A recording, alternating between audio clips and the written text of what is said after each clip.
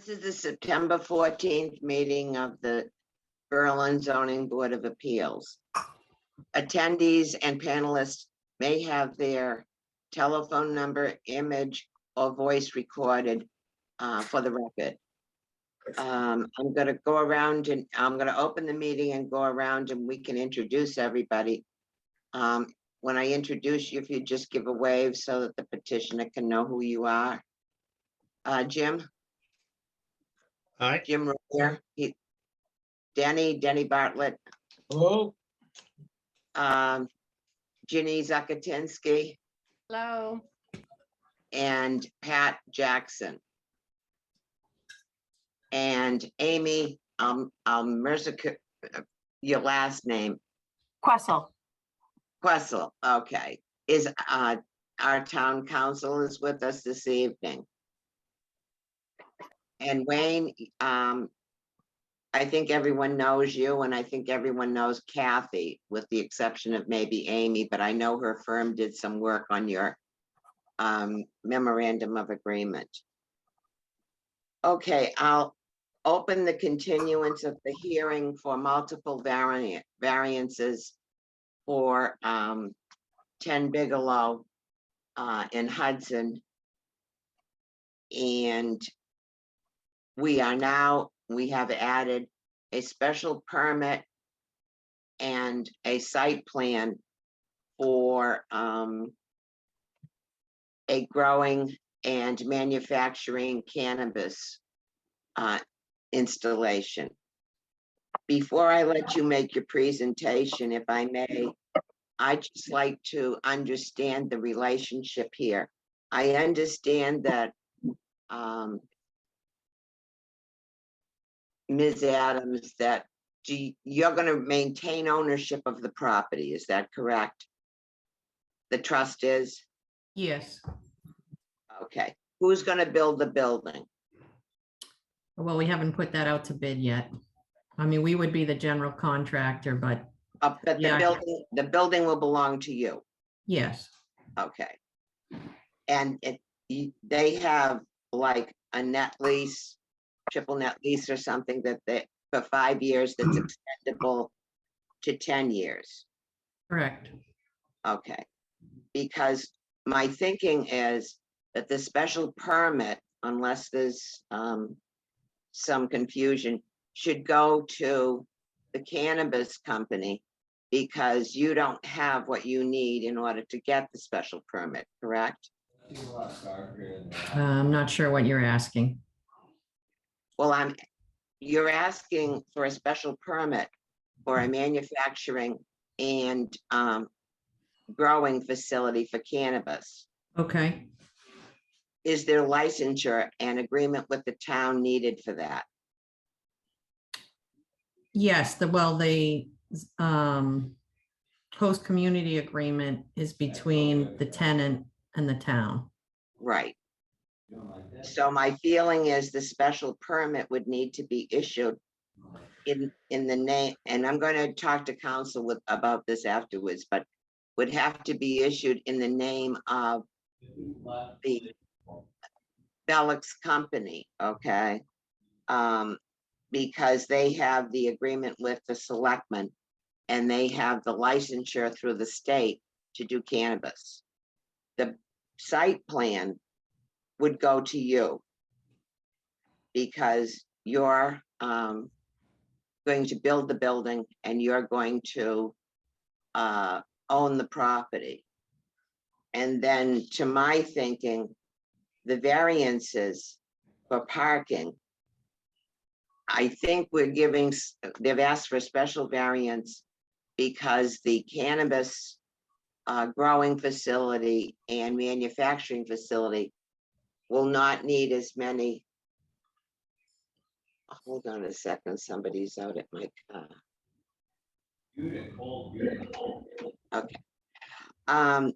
The cannabis operation will not need as many parking spaces, but I would be concerned about putting the size of the parking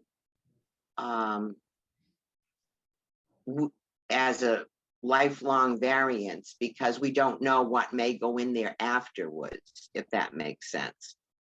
But the parking, whether, if it's approved again, that goes in front of the building, however many spaces, I would think that would go to you, that variance. So we're gonna need to work that out with council as to who gets what. And we'll talk to her after. Does that make sense to you, Wayne? So with respect to the variances, through the chair and members of the board, Wayne Bellick, Land Design Collaborative. The variances, as I see it, if I understand you correctly, the variance to the front of the building would go, required for the parking in front of the building would go to Kathy. Is that what I'm understanding? It would be a permanent variance for X number of parking spaces in the front of the building. Yes, it would go Yeah. along with the site plan. Sure, Okay, that makes sense, Madam Chair. I think the other variance was for, if you recall, the The number. parking. Yeah, basically the parking within the setback. As we see it, based on the criteria, the parking is established based on the square footage of the building. So if we have a 92,000 square foot building, regardless of the end user, they're going to need that number of parking spaces. So that's kind of where and so with respect to the variances, it would seem from that perspective that the variances go with the site plan, because as you said, let's say 10 years, how long is this agreement for, Kathy? 10 years, 5 years, or whatever? 10 years. 10 years. Yeah. it's 5 years extendable to 10. Okay. And so after that time, if there's a new tenant, if they're using that facility for the same warehouse manufacturing, they're still going to need that number of parking spaces. So it's not specific to this specific type of end user, but for manufacturing and warehouse. Well, I think that the building inspector, from the letter that I read from him, and again, this is something we can look at after, Sure. but that he was reducing the number of parking spaces that you needed based on what was going to transpire there. Okay, I'll take a look as well. So I'll have to take a second look at his letter too, but in other words, 92,000 square feet of warehousing or manufacturing would need many more parking spaces than what you're affording. So my thought is that the variance for the number of parking spaces should probably be contingent upon you leasing the property. And I'm gonna have to talk to council. I think like for the special permit, I don't know that we could grant you the special permit for any longer than you have a lease. And the lease is firm for 5 years with the potential for another 5 years. So, That's a problem for me. Because we can't be putting multi-million dollars worth of money into a building and have it be a special permit only good for 5 years. well, this is just for the cannabis and manufacturing. It's not to say you can't use the building for something else. Do you know what I'm saying? I guess if there's a change of use, if I'm wrong, Wayne, let me know. We'd have to come before the board for a different kind of special permit. That may be Yeah. possible. Yeah, Yeah. that may be Or, possible. or like a modification to the special permit for the change of use. Would seem Yeah. that might be the route to go. Lynn, Just concerned that the special permit goes with the tenant, not with us, the owners. Because the special permit is to grow and manufacture cannabis. Right, but what if there's a change of, like, a different tenant comes in who also grows cannabis? We can't just change, it's still the same use. They'd Right. have to go through the same MOA process with the selectmen would be my understanding. Those are just my questions. I don't want to get too deeply into it. Okay, But- Lynn, well, we'll look into that too. Yes, Leanne, The building commissioner is in attendance. He has his hand up. Would you like me to promote him? please do so.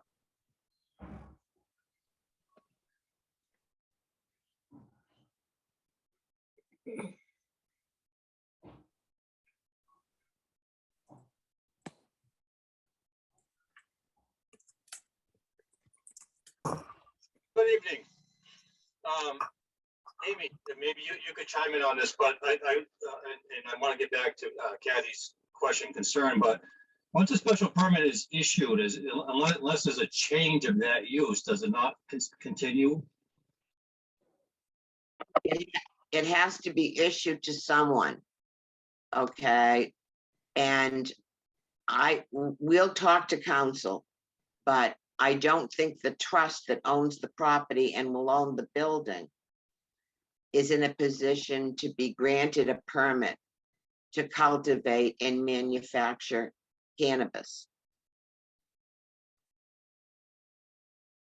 Well, back to my question, Amy, though, and maybe I might be mistaken, but there's variances in the world and there's special permits, but I thought if a special permit was issued for a specific use, as long as it continues that use, the special permit would stay in play. Am I incorrect on that? If I may, Madam Chair. Please, So, yes, you are somewhat correct. So a variance runs with the land. A special permit, there is the Hopgarten case in Lincoln where the special permit was contingent upon the applicant. And that it was contingent upon the applicant for, it was kind of an unusual fact pattern where it was a solar facility and they wanted to make sure that the setbacks and the screening were okay, et cetera, et cetera. And so in this instance, the special permit will be for the use, which is cannabis cultivation and product manufacturing. And if the ZBA wants to make that permit contingent upon the applicant, they can, provided there's good reason to do that. I think that it would be difficult if a new or a successor cannabis cultivation and product manufacturing applicant comes in. It would be very difficult to deny that because they are a new applicant. So even if you have a multitude of problems with, I'm not saying, please, applicants do not take this personally, but I'm just using a scenario. But, if there's multitude of problems with this applicant, the next applicant that comes in cannot be held to those issues. So it really is for the use. We can make it contingent upon the applicant, and then that would just make them, it would just require a modification to the special permit, which requires a whole new, public hearing, et cetera. But I don't think that I don't think that it harms the applicant in any way. do you want to address the parking Rich, maybe you can address what parking changes did you think the applicant needed? Well, one of the things was that the growing area, I determined to be no different than warehouse spacing, so they didn't need as many parking spaces. So they had a manufacturing area, but had a growing area, which Duncan, when Mr. Bellick, I agreed with him that it'll be more considered warehouse area for the parking ratio. Then the other issue is they have parking in the front yard, which is not allowed in the bylaw. And then the other thing that was kind of ambiguous, which I talked with Tim Wheeler over, was when they talked about setbacks to a parking area, what did that mean? Is it the 25-foot naturally vegetated area is what the setback is, or did it fall into you cannot have parking within the required setback of the building? So it was very ambiguous as to, as you read the bylaw, it contradicts itself in different areas as to what it's trying to tell us or where we're supposed to go with it. So I recommended that they discuss that area as part of their special permit and their variance process, just so that it's covered, so the board can look at it and see how they interpret it. Okay. Did you have now that I've aired my issues, are you prepared, Mr. Bellick, to make a presentation to us as to what we're doing here? We are, Madam Chair. If I could, through the chair, can I just make one inquiry about the special permit being granted to the landowner versus the applicant? The question I would have is that, let's say down the road, something, 5-10 years down the road with the current user, something goes south in the relationship between the current user and the landowner, and they decide to part ways, and the landowner says, well, we're going to go with it for a change of use. At that point, wouldn't they need to go back? Wouldn't the petitioner for the change of use variance at that point be the cannabis cultivation facility, who, if there's a little bit of a rift, could hold the landowner hostage? Just looking at this from, I guess, a television perspective. Is that possibly the case? And at that point, it would seem that the landowner's hands are tied. Well, I think these are the things that we're gonna need to iron out, and we're gonna need to talk to council about, Okay, thank you. and what the board wants to do. Because the parking, Rich, if this was all warehousing, would they need more parking spaces? No, if it was all warehouse, they would need less parking spaces. The ratio for warehouse was less than it was for manufacturing. Okay, if it was all manufacturing, they would need more spaces. Correct. Okay. All right, we'll discuss that. Please proceed, Mr. Bellick. Thank you, Madam Chair. That was very good brain-teasing dialogue to start the presentation. That was very good. Now I'm crisp and clear and ready to go. So if I could, Madam Chair, if I could share my screen with you folks, we could go through the site plans if that works for you, to do the Sure. presentation. Sure.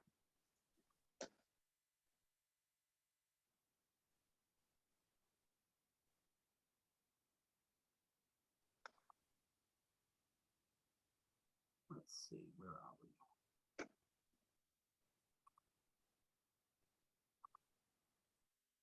You folks see the screen? Yes. Yes, we Okay. can. Thank you. So the site is located to the west side of I-495 southbound, right on the Berlin Hudson Town line. Berlin being to the north, Hudson being to the south. Bigelow Road coming off of River Road runs somewhat parallel to I-495, with the terminus of the road at this location in the cul-de-sac. The entire property gains its frontage through here in Hudson, with about 1 acre of land in Hudson and the balance of the property in the town of Berlin. I will scroll ahead to the sheets as we go through. This is an overall existing conditions plan. So again, 495 coming down through this area here north. I believe in all the sheets will be, the orientation will be straight up the sheet. So this is a southbound lane of 495, the cul-de-sac bulb of Bigelow Road in here, the frontage along here, and the access strip through here. The area of the land is, I believe, roughly 23 acres, 1 acre of which is in the town of Hudson and the balance in the town of Berlin. As discussed with the board previously, there has been some previous permitting on the project. The applicant has come before, first of all, we'll start with Hudson, and then we'll get into the meat of Berlin. So they have sought, several years ago, they had gone to both the Berlin and Hudson Conservation Commission for confirmation of the wetland resource areas, which runs through this area here and back down into the town of Hudson. They received an order of resource area delineation or an ORAD, which has been recorded at the Registry of Deeds. After that, they had filed a notice of intent with the Berlin Conservation Commission for the construction of an access road that crosses a portion of the wetland in this area here, and then continues out to a well site up in this area. The reason they had done this is the town of Hudson would not allow the applicant to connect to their municipal water system. So the applicant had decided to go ahead, drill a well because of the number of employees in the building. It was a public water supply well. So they had to go through the permitting process with Mass DEP. The well has been dug. The work has been done out here to a degree for the access drive coming up through the site. They have constructed this portion of the road, like I said, and drilled the well. They had then, as part of that process, they also obtained an earth, they had gone to the earth removal board and obtained a permit from them to allow for the activity on the site. They currently have an outstanding order of conditions. It's a superseding order from Mass DEP as the Berlin Concom at the time had denied the project and the applicant appealed to the state.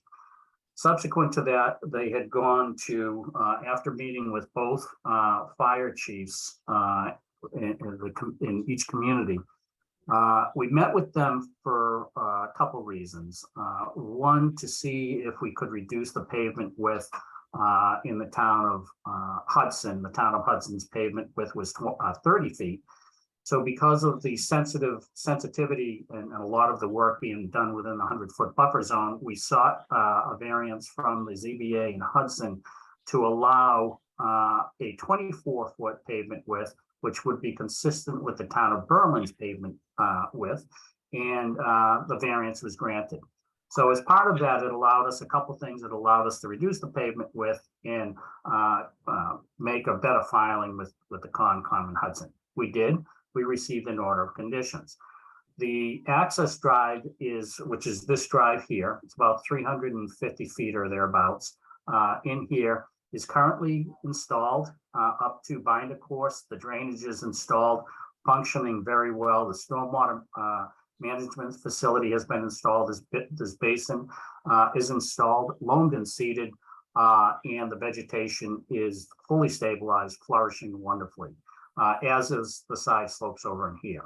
We plan to be going for a request for a certificate of compliance for this fairly soon, because that work is pretty much behind us, with the exception, of course, of the finish course. The finish course would be done following the work on the site. Once we get the Berlin site up to binder course and everything's getting wrapped up, the very last thing they would do is apply the finish course from here up into the site. If during construction this existing binder course gets beat up, of course, she's going to look to resurface that as well. So that kind of brings us to where we are today with the permitting, Madam Chair. So I'm going to quickly shift to the site plan that shows, again, this is the area that we just discussed. This is the area in question where the development is being proposed. We did do some soil testing on the site up in here, Madam Chair. You had a question, if you recall, at a previous meeting, asked us to reach out to the Conservation Commission, to the building inspector, to the Board of Health, and we met with them, Concom twice, Board of Health once, reached out to the building inspector, and we also spoke with the fire chief. As part of that process, with the Board of Health, we had gone out, we had done some soil testing in this area, which would be this area in here would be as part of this application or as part of this process moving forward. The only area that would require an additional permit, and that would be with the Board of Health for the sewage disposal system. So again, as we look at the site, our goal is to keep the work to this side of the wetland system adjacent to the Entwistle piece, and leave the area to the west side of the BVW pretty much undisturbed with the exception of the public water supply, well, the access there too, and the sewage disposal system. So with that, the site generally topographically is high up in here, flows down to this area in here to a wetland system. We have a couple knobs that exist on the site, where generally everything flows down to the resource areas. The second portion of the site is out back. Like I said, this area will remain undisturbed. There are some isolated wetlands out here, and there's a potential, I believe there's a potential vernal pool up in one of these areas here, which we're going to be far enough away from with any of the activity. We do have, let's see, site preparation plan. So as part of the site prep, what we would do is we would go in here, and I'll just zoom in just to here so we get a better look at this. So again, with this driveway already having been constructed, at the end of the driveway, what we would propose is a riprap anti-tracking pad so that silts don't get taken out onto the site. This project, because of the disturbing more than 1 acre of land, is going to be subject to a filing with the federal EPA and with a notice of intent filing, and will also be subject to stormwater pollution prevention plan. So as you folks are aware, as part of that process, they need to adhere to maintaining the system during construction, all the erosion sediment control measures, head off any potential issues during construction and post-construction.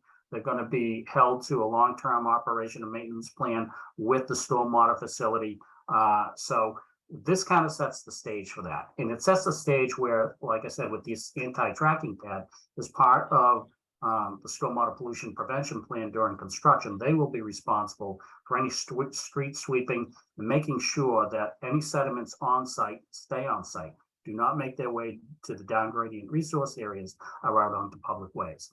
So as they come in here, we're looking at a stockpile area. Generally in this area, as they start to mine this area up in here, as they work, we have another area up in this area here. So once they work one side of the site, they'll have the stockpile areas on the other side, contractor areas, so that they could have their lay down material and storage. There will be a construction trailer on site as well at the beginning of the site. All the erosion sediment control measures will be installed around the perimeter of the site and maintained throughout construction. And again, that would be pretty much it for the site prep and erosion control measures. We then get into the layout of materials on the site. So the access to the site, again, will come off the existing drive, main access to the main parking area. You come in, bang a left, come up through this area here, continue up. The lower level can park in here. We have a lower level here, an upper level here, 2-story building, 92,500 square feet. So you'd have parking in here, couple spaces in here are handicap accessible spaces. We meet all the MAB and the ADA requirements in terms of the number of required parking spaces that are accessible and the number of van accessible parking spaces. Not only that, but we meet the requirement in terms of grade to and from those accessible parking spaces and within the parking spaces themselves. So again, we have some parking in this area. If you come in the site and you continue up to this area, this is an area where is the building inspector had indicated, here's the building setback line in here. And as we can see, there's some parking located within that. And that's where the ambiguity is in the bylaw as to whether or not it's vegetative or with respect to the building setback. In terms of the other variance that we're looking at, for parking in front of the building, this is the parking in question. And as you can see from this cul-de-sac in here, you're going to have quite a distance. I believe, like I said, this is from here up to this point in here is like 350, 360 feet. By the time you get up to the building, it's somewhere around 500 feet. So there is quite a distance from here to here. So in terms of parking in front of the building, It is quite removed from the public way, and there's not a negative in terms of a visual. One of the other things that came out of this, and again, Madam Chair, this all came as a result of the discussion we had with your board. So thank you for that and having us go to the Conservation Commission. As you know, I saw you there one night. And I don't know if it was the night that you heard what the commission's position about what we were proposing for parking. They would prefer the parking be as far away from the wetlands as possible. If we were to make this a complying parking area, it would require taking this building, rotating it clockwise so that this building line, rather than being in this orientation, is somewhat in this orientation, and then taking the parking and moving it around the back. As we discussed with the Conservation Commission, that takes surface runoff and puts it closer to the resource area, where we would much prefer taking the rooftop runoff, the cleaner runoff, and have that closer to the resource area. They agreed. So with that, like I said, the access into the site will continue back to this area, to the lower loading dock.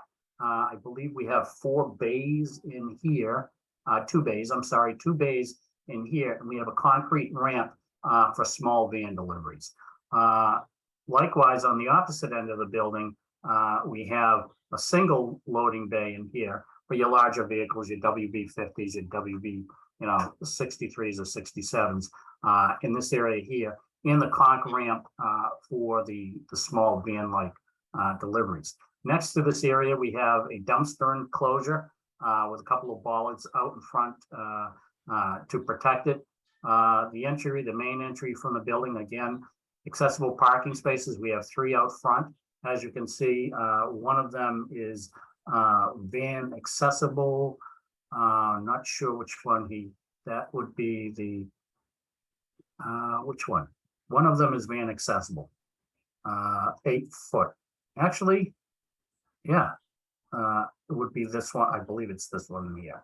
Yeah, it's this one here because of the parking, the striping. So we have a van accessible space here, conch walk that comes up to this area in here. That's a 10-foot wide conch walk as it approaches the building at the second floor level. 5-foot concrete walk around here, which then returns to this portion of the building in here. One of the concerns, as we know, anytime we get into a site plan, and I'm going to get into the site lighting and the plant material in a minute, Madam Chair. But one of the concerns that we see is, what do you do with snow? Everybody knows you've got to remove it. One of the requests of the Conservation Commission was that we keep the snow storage as much as we can away from the resource areas. So what I discussed with them is that to ensure that that happens, I said, why don't we just post along those areas of your concern, no storage, no snow storage signage. So we're proposing that here along this edge of the parking area, which is within their buffer zone. And likewise, we have done the same from this area here, right along this wall, NSS with the signage, which then wraps around to this area in here and around to here.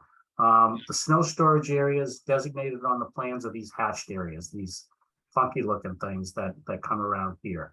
We have them come up along the edge of the parking, along here, and up into the islands as well.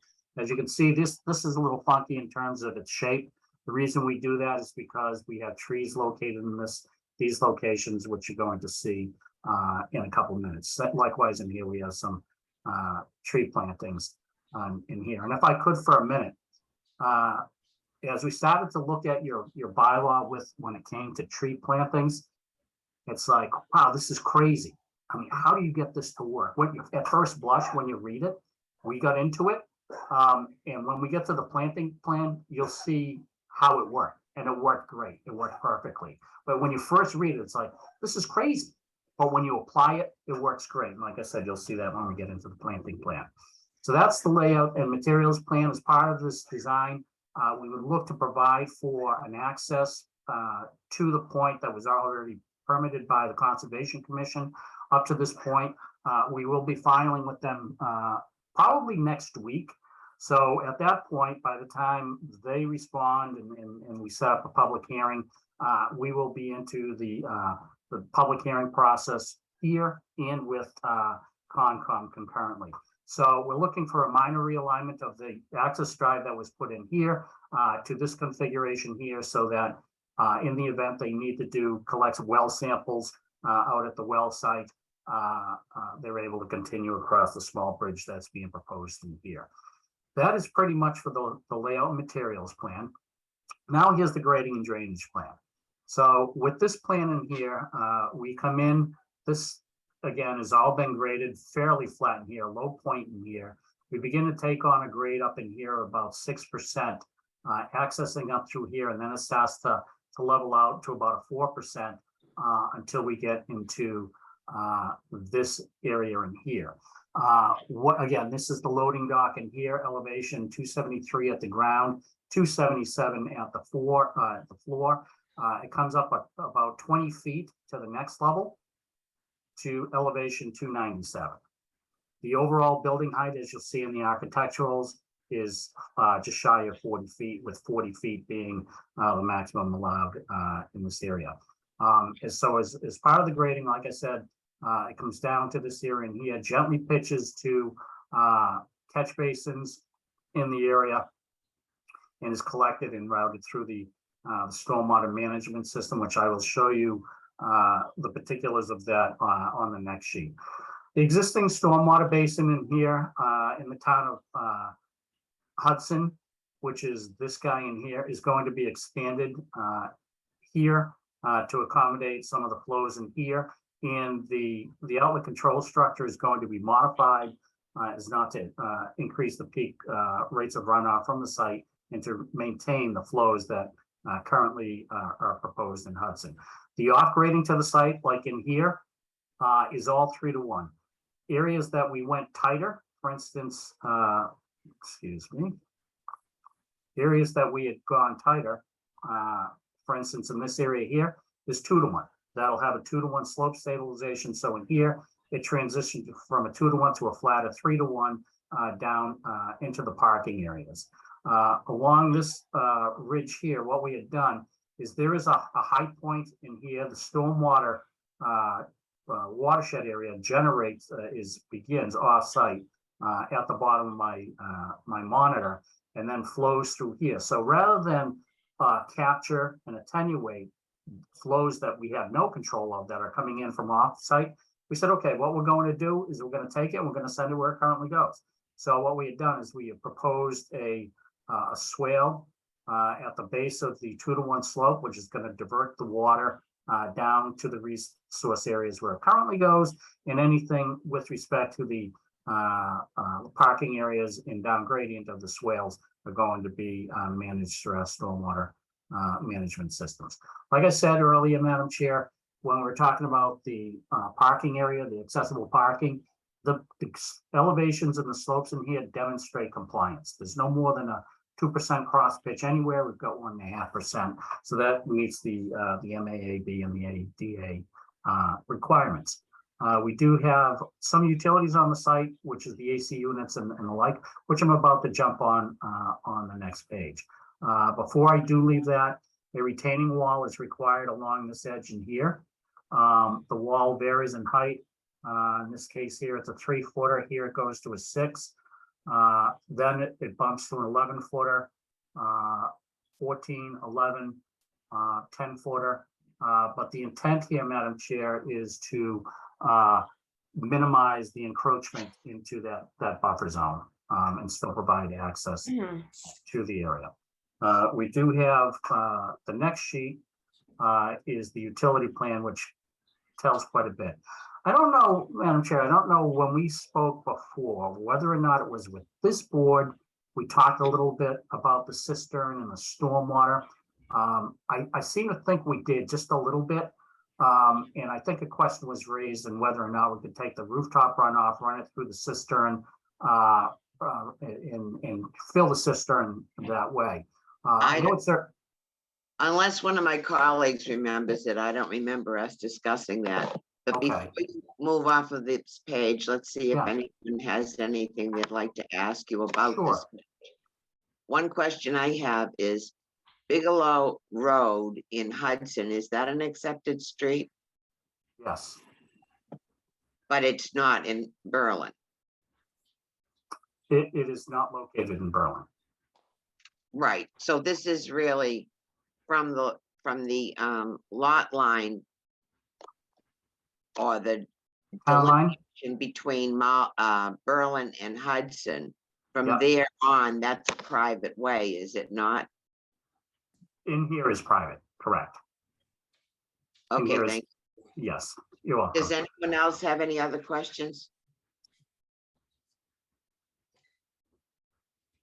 So yeah, I'm just looking at this in terms of the parking too, because you're not really facing a public way. You may That's a be, good point. okay, Good Thank point. Oh, very good point. I hadn't even looked at it that way. Thank you. We have now the utility plans. So with respect to the utility plans, we had, let's jump right to the cistern and the runoff. So I have designed a number of cisterns in the day, more stormwater management systems than I care to speak about. But the thing that happens with cisterns is that unless they're recharged with clean water, they can get foul. And when they get foul, it's pretty nasty with the stagnant water. So what tends to happen is these cisterns that get filled and just sit, and nothing happens, they just get that stagnant water, so that when the department has to use it, it's nasty. What we did get from this police chief, which I really liked a lot, he's excuse the term, but a no BS type of police, fire chief, fire chief. And his thing is if there's a fire, we're going to get to it. He appreciated the fact that we are proposing a cistern out here, but he also said that if he has to tie into that Hudson hydrant, he's going to do it and no one's going to stop him, which we really appreciated. So with this cistern, we designed it in such a way so that we don't have that stagnant water situation. So what we've done is we've taken the entire rooftop of runoff and we've plumbed it so that everything flows to this one location. And before it gets into the underground stormwater management system, the infiltration chambers, it goes through the cistern. So anything within the cistern is going to get flushed through. There'll be a constant flushing when we get rain that'll make its way through the cistern and then into the stormwater management system. So let's say we have a situation like we're currently experiencing the drought and we don't have much rainfall.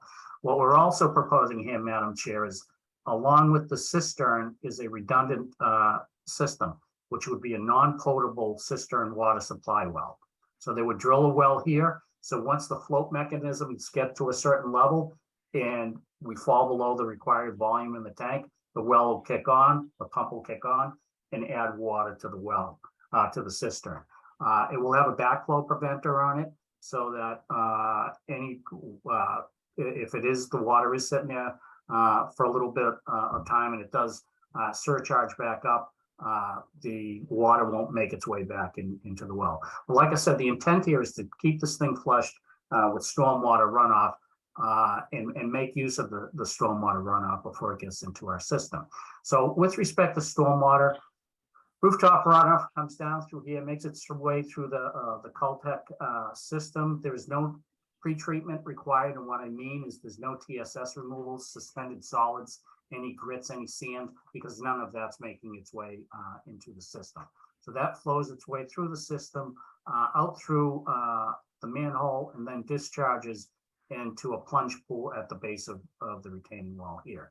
The other stormwater management, the other stormwater system, this gets collected, water pitches down into here, gets collected in these catch basins, comes out and makes its way into the expanded stormwater basin. Likewise, any of the stormwater runoff that makes its way down this driveway through this portion in here will get collected in these catch basins and discharged into the surface stormwater basin. This in here is another stormwater basin that collects collects the runoff generated from this area in here, collects it and plumbs it into that subsurface system in here.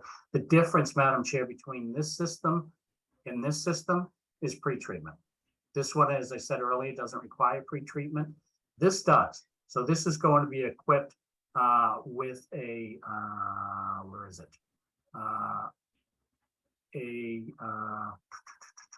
Storm septic, here it is right here. So there's going to be a storm septic unit for this manhole right in here.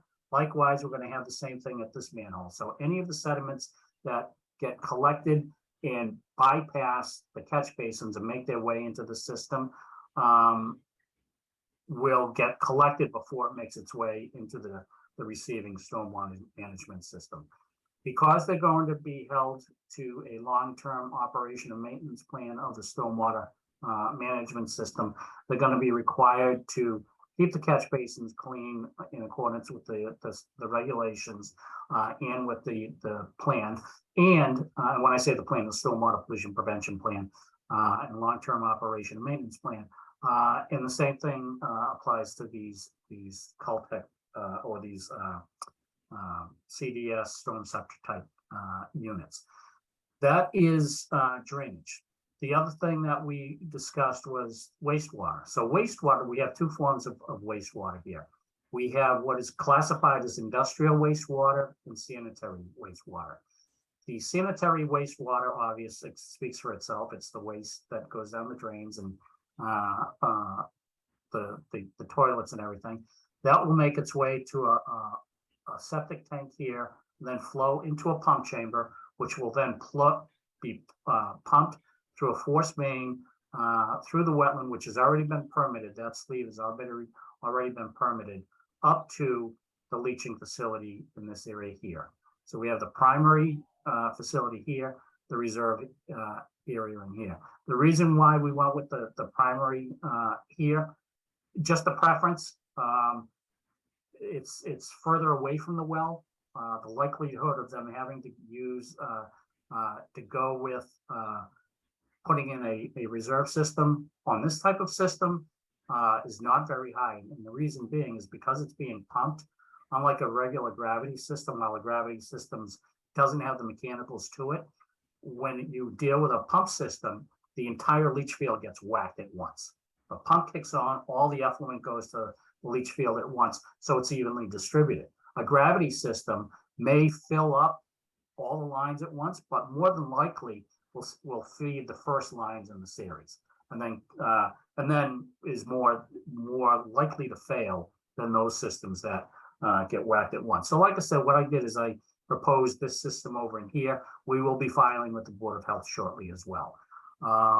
So with respect to the industrial waste, because we have, so industrial waste is interesting. It comes in many forms. In this particular case, we're not talking Chernobyl waste, okay? What we're talking is any, I'll call it schlement that is on the bumper of a truck as he backs in.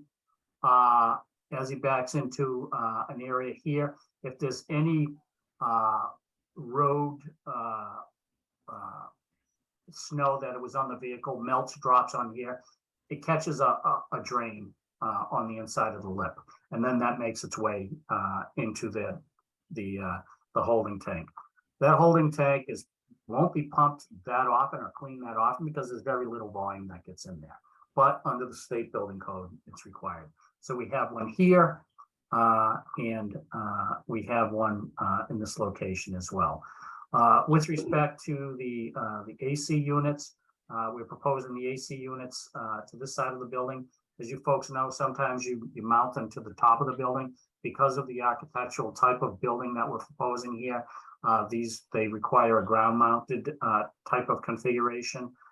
To the north of the building, we are proposing the transformer where the utility room is going to be in here. So all our mechanicals are going to be in this portion of the building, so that Again, we have our gas that comes in here, our electricity, and that takes care of it pretty much for the utilities. Madam Chair, any questions on the utilities?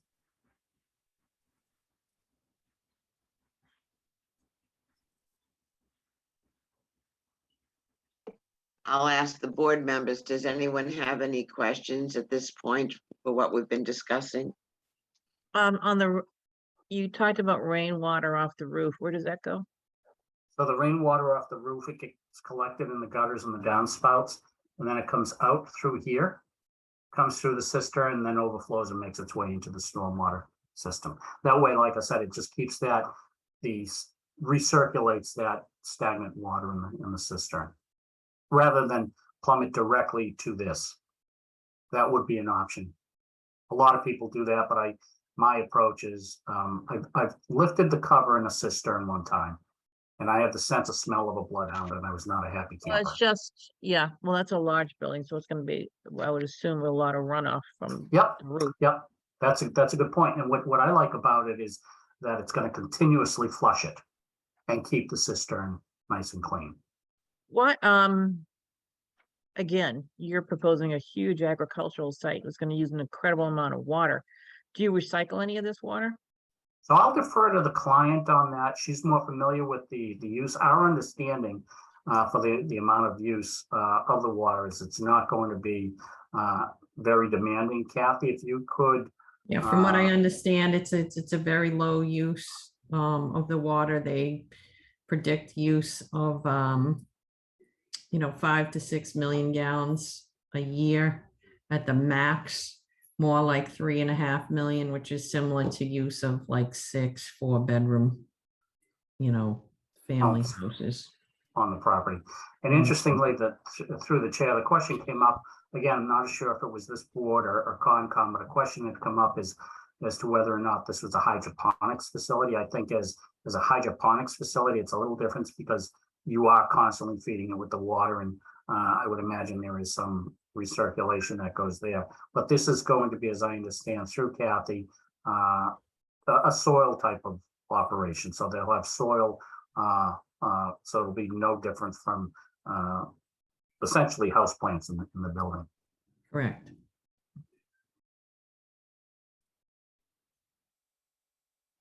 Anyone else have any questions thus far? Going, I do there's, have one question if I can, and it might be a question more for not for conservation to ask rather than zoning board, but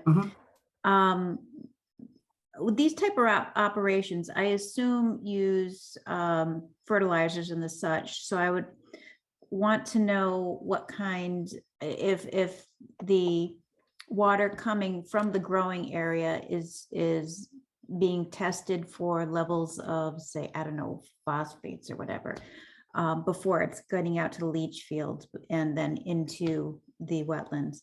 It is not something I know a lot about, other than I know we have to be careful of that with farming. So is that something that is going to be monitored? And can I speak through the chair? please do. So under the Cannabis Control Commission, state of Massachusetts, no pesticides at all can be used in the use of cannabis. If your crop has failed and it's just not allowed. And I don't know if early on, some of the big growers in the state were fined hundreds of thousands of dollars for using the wrong type of fertilizers. So it's all natural fertilizer is the only thing that can be used. No pesticides at all are allowed at all. Okay, but the levels of fertilizers coming out, is that going to be a concern for the Conservation Commission? I guess I that's would say no. I will get the exact facts on that, but all the fertilizers are used. It's more of a monetary system. Anything used is sucked up by the plants themselves. So there's no waste of the fertilizer that would come off as runoff in water. Your regular nitrogen levels are going to be checked though too, right? Normally? Yes. Okay. I can see, Ms. Adams, you've become a bit of a expert in this area. I wouldn't go expert, but I've certainly learned a lot in the last couple of years. Madam Chair, I've known her since the mid '80s, and when she started telling me all she knew about it, it's like, what were you doing in the '80s? Yeah, so, beg a One- few questions. One more question. Is there access through Bigelow Road beyond your property to any other property? No, No, So this would be at the dead end of Bigelow, is that correct? that's yes, correct. Madam Chair, one of the reasons, again, as you know, town-owned lands are back here, open space, preserved lands. And that was kind of the thought here. Why go back here? So one of the things as we looked at this, we had an iteration that showed, and this was from one of my previous colleagues, had parking out here. And when I saw that, I said, get that out of there. We're going for the variance. I said, there's no way in heck I want to do that. If because when we looked at the aerial, it'd be a travesty to do something like that. So we're avoiding that. What's So the, no, total- no, true. what's the total acreage of the lot? I There's think 1 we're, acre in, there's 1 acre in Hudson, right? I think we are at 23 acres. At or approximate, right? Yeah, And that includes the 1 acre that's in Hudson, correct? yeah, so I have, I could actually, if you want, I could just quickly do the math for you. I've got the calcs right here. So it's over 1 million square feet. So let me test my my math skills here. I think an approximation is enough. I think, I don't want to Okay. deter you from your presentation. Okay, thank you. You've been before Concom, correct? And I know they wrote us a letter making reference to a plan. Is the plan that you brought to Concom the same plan that it's going to be the building plan for this site? Yes, Madam Chair, what we brought to Concom was essentially what you're looking at here without so much detail. So what I told them at that time is I said, the only thing basically missing from this plan is we're in the process of actually sizing the stormwater systems. We knew that this one, at the time, I think the plan that they have shows the stormwater system laid out here. This one had yet to been laid out. But what they had is they had the in progress print of what we're seeing here. Physically, nothing has changed from the plan that they have. Okay, because they have, I specifically have requested that when Conservation Commission approves something, if you will, Mhm. that they give the date of the plan so that we know that the plan that they looked at is the same plan that we looked at. So Sure. what you might want to do is they'll now be in possession of this plan and suggest that they write a letter with the date of the plan that you're going to ask to be approved. Yeah, so through the chair, yes. So this is how we'll do this. The set of plans that you have here, this is going with the notice of intent filing. So they're going to get the exact same set of plans. The only thing they're not going to get in this is the turning movements because it's not germane to that filing, or the photometrics plan. So they will get everything that you got minus a couple sheets. Right, but there's going to be one plan that you're going to file in the registry, correct? There are no plans required to be filed at the Registry of Deeds. You don't plan to file the site plan with the registry of deeds? Unless it's a local requirement, we typically don't. Interesting. Another question I have. Okay, continue, please. Thank you. So then we move on from the utility plan to make our way through the details, and now we are at the planting plan. So what we're proposing, as I said earlier, Madam Chair, when you read the bylaw and you saw what was required, and it did require a little, honestly, it did require a little bit of mental gymnastics to get through it. But when you got through it, and when you first looked at it on the surface, like I said, it didn't seem to make sense. And then when we looked at it, look at how it laid it out. I mean, that's the cat's pajamas when it comes to landscaping, to provide the necessary shade trees around the parking area. Lays out quite nicely. And so all of the planting that we had done is laid out in compliance with your planting, your landscape plan requirements. So these trees in here throughout the parking area are basically, you're looking at the autumn gold, maidenhair trees, pin oaks, little leaf lindens, and then the evergreens that we're proposing, which are these guys in here, and along this area in here are red cedars. We are proposing this one just to kind of break up the view as you're coming up to the building. Just break that up a little bit. It's going to be higher in elevation. And again, once these establish themselves in here, that's going to really break up the building facade and provide for the necessary shading in that area. The vegetation around the building, we're proposing at this point, this is going to be all lawn area in here. The limit of the tree line is going to be in here, and that's as a result of the limit of the operating, which will again be loamed and seeded. Behind the building, we are proposing a wildflower area seed mix behind the building. One of the things that we, from Fire Chief Clark, that he had asked that was a little different from what we originally had designed, was he said he wanted a little bit of access behind the building. So what we did, and he was more than happy with this, he said, just provide me a little area to back in here and back in here, and I'll be happy. So in looking at this, anytime we do these filings and we're dealing with multiple jurisdictions, multiple boards and commissions, you always have competing interests. So in looking at something like this, we also wanted to be very sensitive to Concom. We explained that to the chief, and he fully appreciated that. So in terms of the vegetation, like I said, it is going to be loamed and seeded, with the exception of the vegetation we're showing in the parking areas. Just a comment, and Yep. Your snow storage areas and your plantings, I mean, they're lovely, but they will be replaced every year as your snow plows knock them over?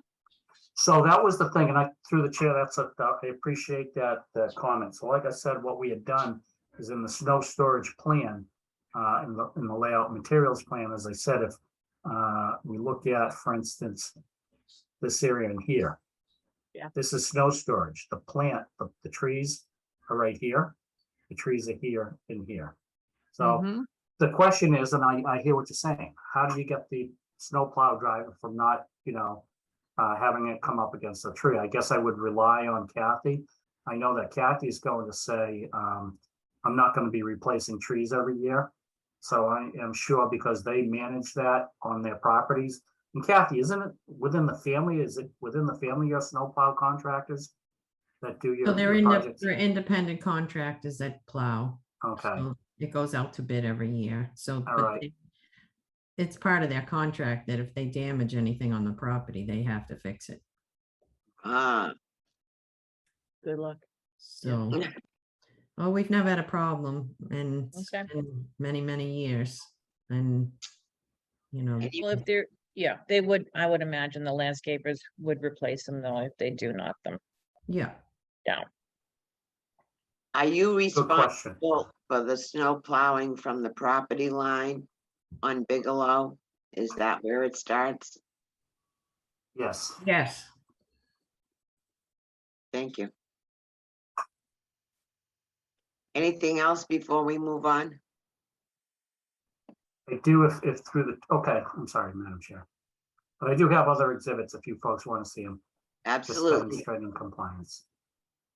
But if there are no questions, we are on to the vehicle tracking exhibits. This is fire apparatus. And so basically what we show here is a fire truck coming into the site. This is the town's fire truck, by the way, coming into the site, coming up through here. So for instance, to get out to this area here, we wanted to demonstrate that all areas around the building to the satisfaction of the chief are accessible. So this fire truck would come up into here and then come into here and address a situation behind the building. As it goes to leave, it would back out into here and then continue back out. If they had to come to this side of the building, easily comes up through here, around here, makes the loop, is able to maneuver around the parking lot, and as you can see, is able to maneuver, make those maneuvers without going over the islands or catching the vehicles parked in those spaces. If they come up into this area in here, likewise, they're able to come up into the site, make their way back to the building, back out, turn around, and come back through. That is the fire apparatus one. We also have one for the delivery vehicles. This is basically the beast up in here. This is their E1 HP 100 aerial, 40-foot long vehicle. The overhang from the front tire to the bumper, believe it or not, is 7.5 feet. That's about half the length of a car. So that's a pretty stout vehicle.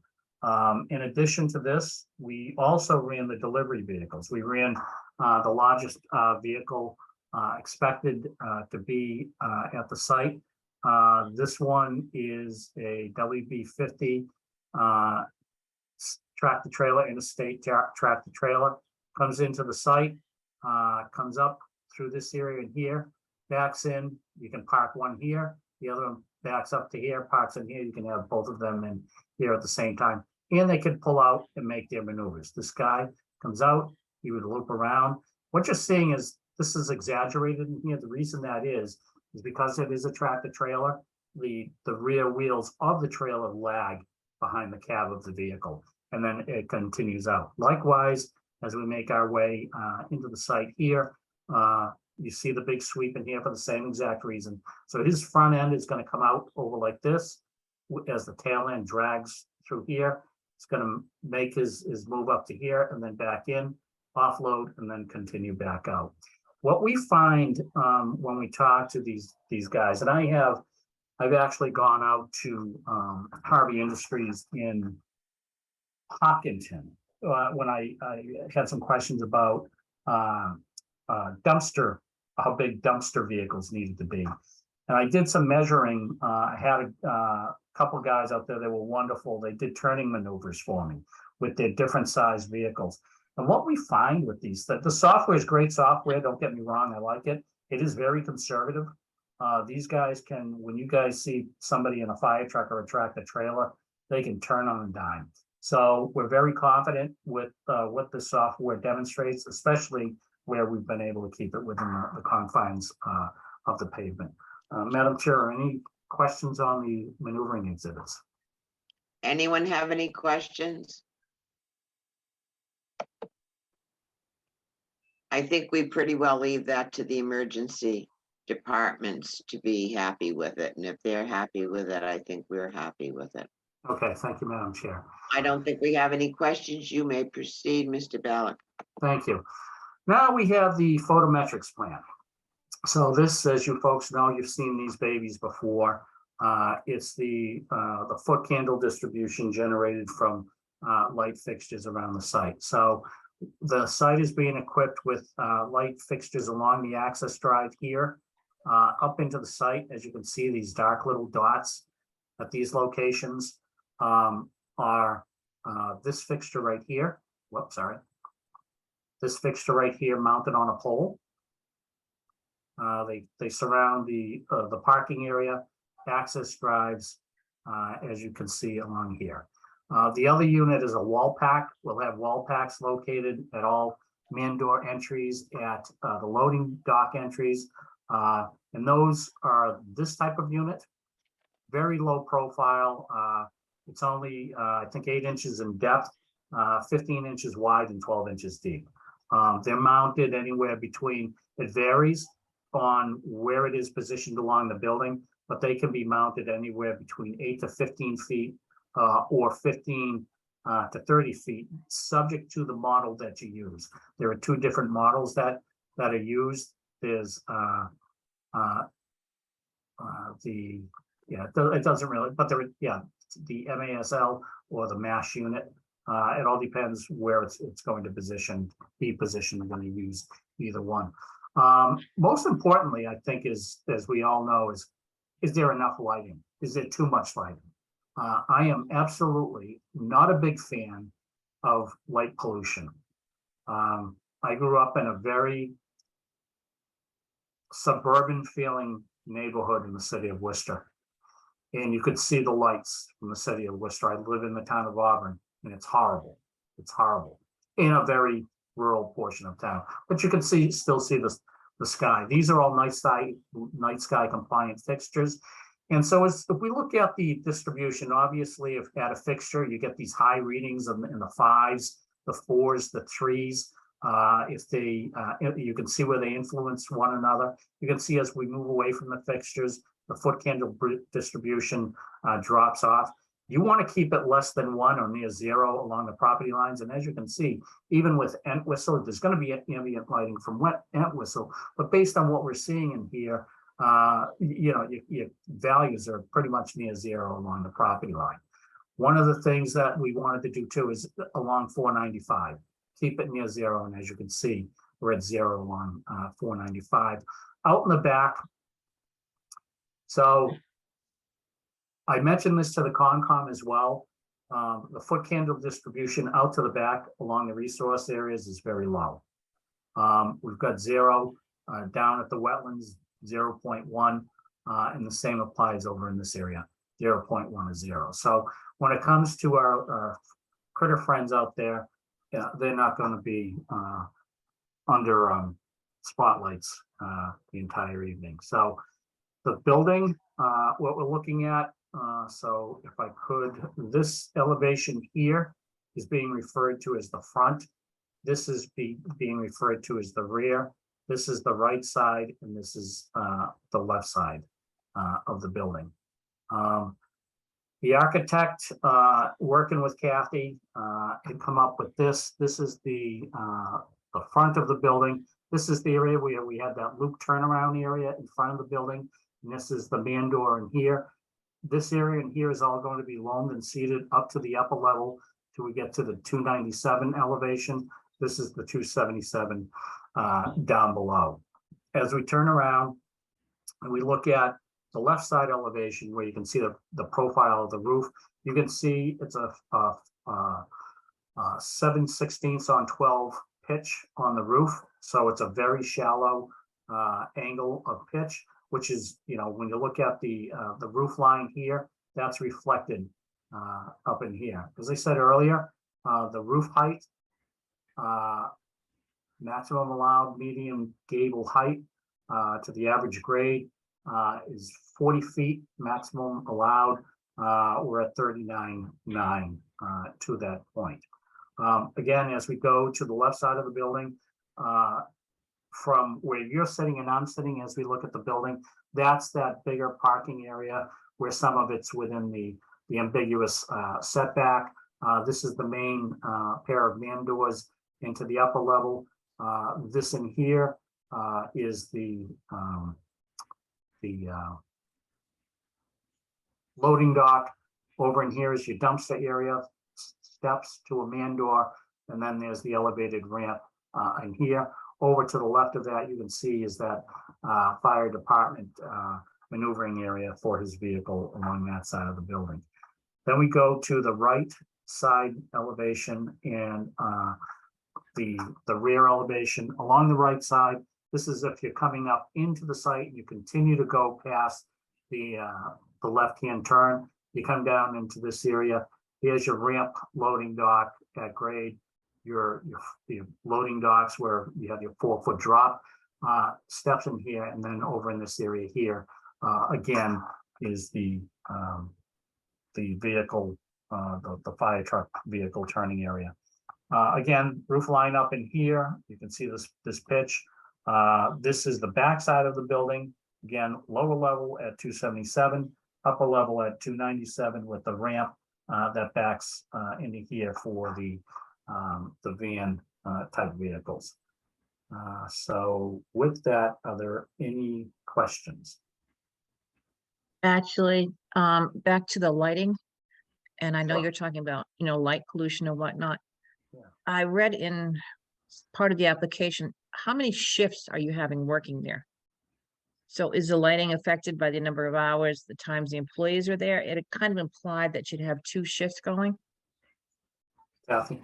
I think they wanted to have the ability to have 2 shifts, but, that's a hard call to say. So I think you plan ahead that there is 2 shifts. So you have the ability to do 2 shifts, but I think the lighting, you want all night for security reasons. So the lighting would go all night, not, okay, because of Yeah. security? You're right.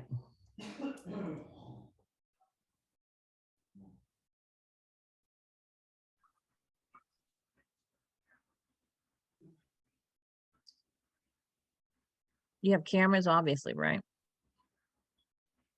Yes, cameras will be required by approval of, cannabis. Police Control department. Commission. And the police department as well, right, Kathy? Do you file that with the police department? So the police department has knowledge of cameras, access to cameras. Cannabis Control Commission has access to cameras whenever they wish. And So obviously the lighting would be coordinated with that too as well. Okay. correct. And the security plan, Kathy, that is between, just so I understand, and this probably might help the board as well. So the security plan, property security plan, those plans are only divulged to the public safety officials, you as the homeowner and the tenant. Is that how that Right. works? Well, the Cannabis Control Commission also has access to the security. Got it. Yeah, that was, just a question. I was more concerned about the time. The lights have to be on, which sounds like it's going to be continual because of obviously at least 2 shifts. Right. Okay, but there thank wouldn't you. be any more for people versus security, the way it's been explained to me.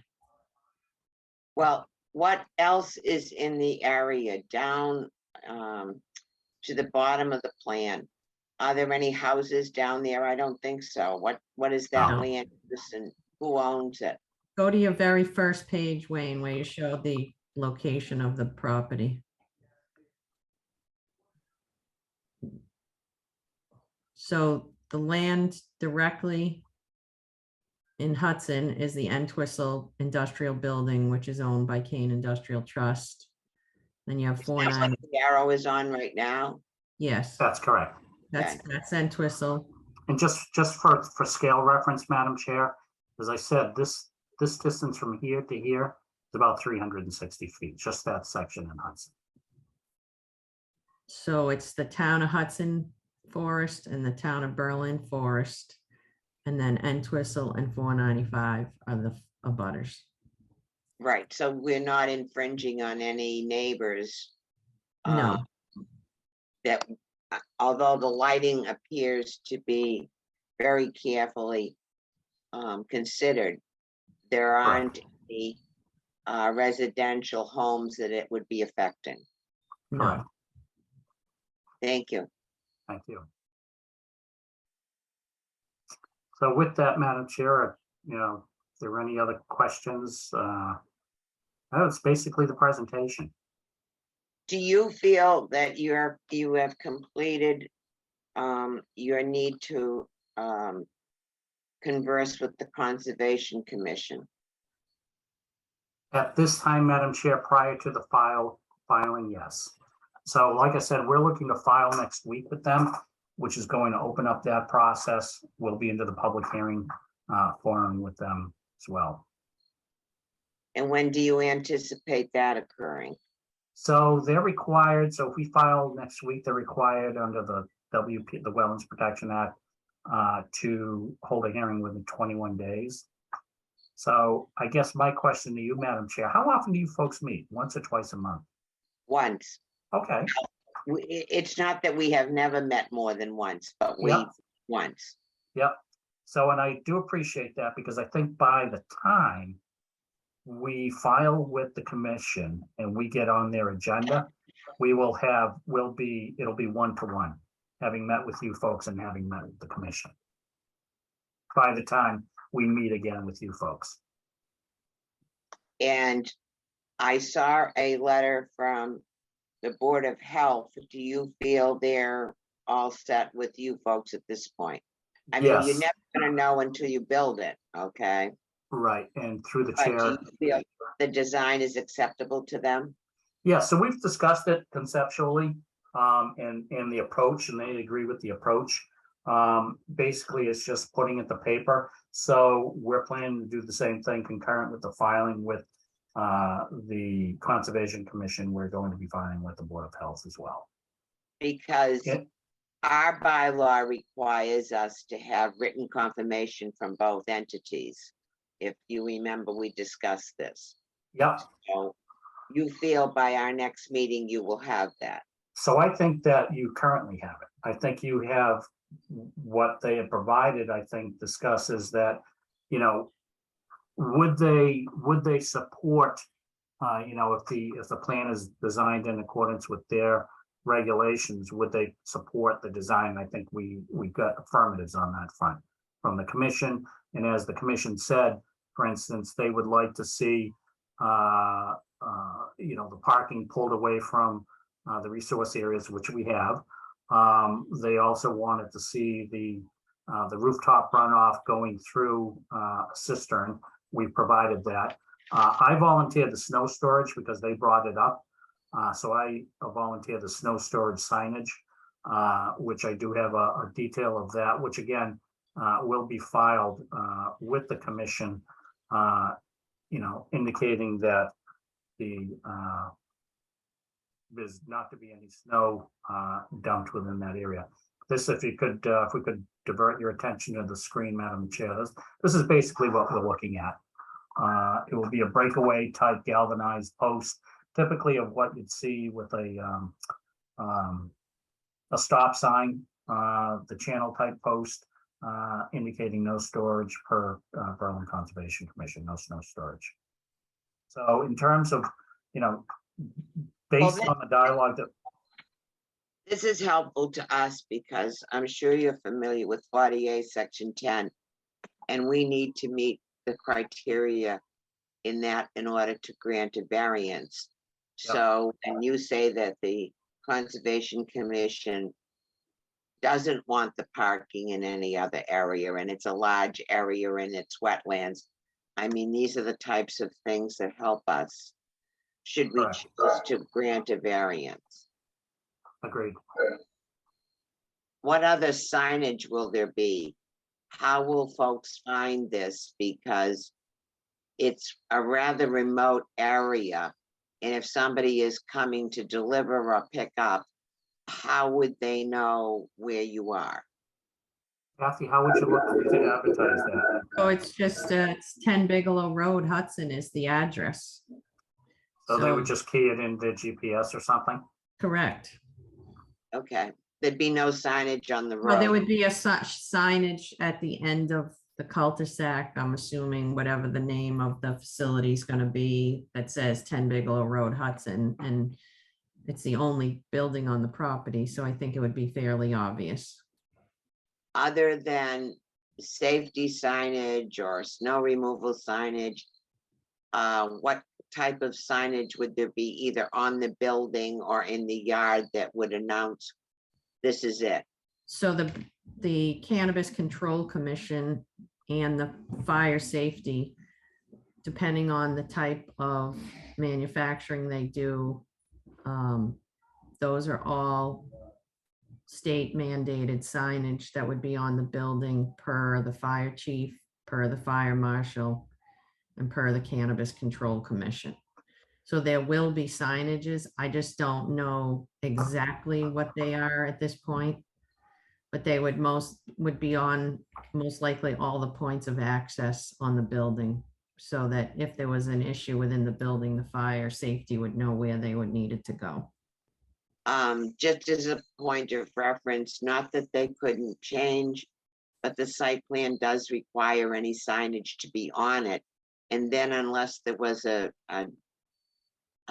variance in signage unacceptable to the building inspector. In other words, if a sign had to be moved 5 feet or whatever. But it should be on the site plan. It's required in our bylaw.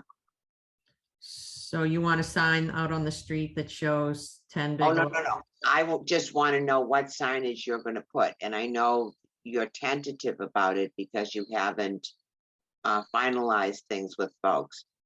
But our bylaw requires lighting and signage and so forth. So, So if if it's a certain type of safety signage that, you know, that may change from time to time. So you're saying the person would need to come before the board to just No. change? no. No, I think I know what you're saying, Kathy. I Is there think- going to be any sign saying we're here, this is, and the name of the company and so forth? Oh, Those- okay. I mean, we can get that fixed. That would be out on the corner, I would think is the most appropriate location.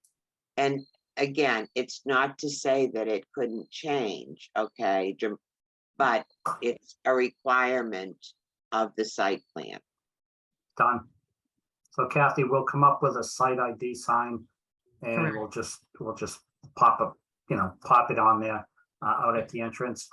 Madam Chair, if I could, and I do apologize for not having covered it, but there is some signage that we are proposing on the site, all compliant with the Manual of Uniform Traffic Control Devices, the MUTCD.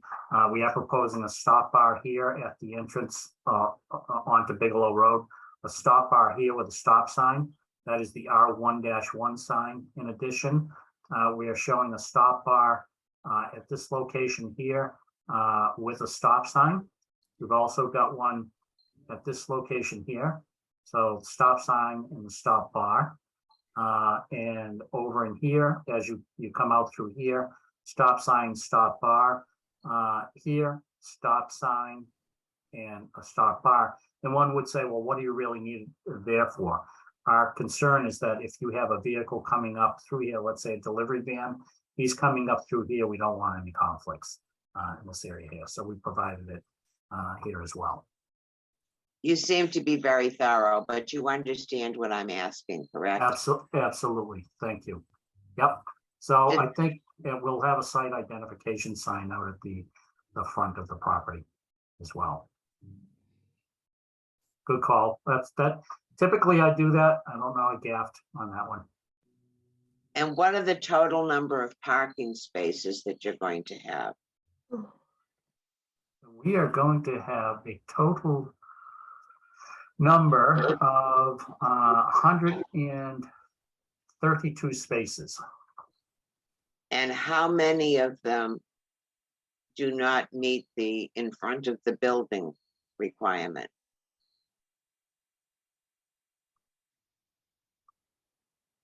That would be 9, 8, that would be 17 plus 11, 28, 34, 39 spaces, Madam Chair. So there's 39 spaces, quote, in front of the building. Correct. Although the building in distance from Bigelow, if you could just back out a bit. Yep, right here. Yeah, Bigelow is over here. Yep, I right mean, here. because you're on a private road. Correct. It stops at the town line. Is it accepted in Hudson? So this in here is private property. This in here is public property on Bigelow. So the property goes from here. This portion of the property, the 1 acre, is private. The access drive up to the site. The distance, Madam Chair, from the sideline of the layout from Bigelow Road, from the public way, is almost 527 feet to the corner of the building. So the parking is some 500 feet from the traveled way. Yeah, I would say it would be more like 250. I would say let's see, if that's 500, I could do some mental gymnastics here, so that's 20, 20, so 20, 40, 60, 80, plus another 50, 130, 145, 150, 150 feet, less from 526. So you're talking 375 feet or so. So to say that it's 350 feet from the nearest accepted traveled way. That seems, I could fire up the CAD and get that right up. But that Right might on be the money. something we want to use as Yep, a agreed. guideline, Agreed. because the rest of it is really self-contained within a private way on private property. Yep, agreed. I think, Madam Chair, in looking at it, and I've served on boards and continue to serve on boards in my town, I think, looking at it from the board's perspective, it's like, if we act this way, do we set a precedent? And I think I'm reading what you're saying. So I think when you're looking at that distance, I think that distance would not be precedent setting because you are so far removed. One, this thing is out on an island, pretty much. Nobody's going back here. It's a dead end street. It's not on a main thoroughfare. So I think there are a number of criteria that we believe, and again, it's all subject to you and the board, but we believe is justifiable in granting a variance. I asked these questions, believe it or not, on your behalf. I do. I know that, and we appreciate that. Thank you very much. Yep. Anyone else have any other questions?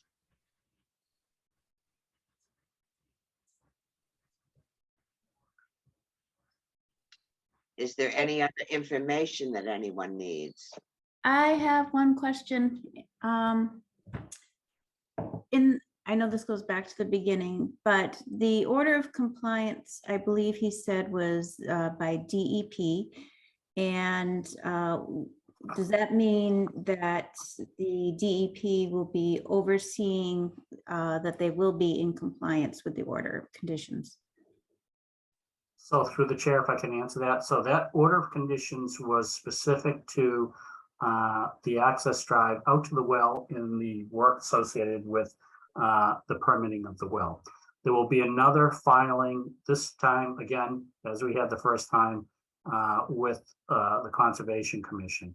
I honestly think, and unless I'm going in with blinders here, the feedback that we've received thus far from the commission, again, I am a knucklehead. I've walked into things, coming home at times at the end of the day, I've walked into things. So I'm seeing that, with this commission, I'm getting some positive vibes from them. I could be wrong. I could be jinxing ourselves, but we're going to file with the Conservation Commission. We'd like to think that, we've responded to their concerns and that we will be obtaining an order directly from the commission. Once that's done, we will be wrapping up the work associated with the superseding order from the DEP. So with that, the DEP polices their order in the local Conservation Commission will be policing the work associated with this project. I don't know if that answers the Okay, so question. then for the rest of the project, then it will be the Berlin Conservation Commission. That's correct. The only time it would not be the Berlin Conservation Commission is if they denied the project or came up with conditions that were too restrictive, causing the applicant to appeal to the state. Okay, thank you. You're welcome. So are you square with the Berlin Conservation Commission, or do you still have to meet with them again? So with respect to where we are in the process in satisfying the requirements of the ZBA, we believe we don't have to meet with them again. And as I said, we will be running the permitting process with them with a filing next week. Excuse me. Meanwhile, yeah, Louise from Conservation Commission has her hand raised. Would you promote her, please? All right, you just take a minute. Yeah, I just did it, Susanna. Okay, thanks.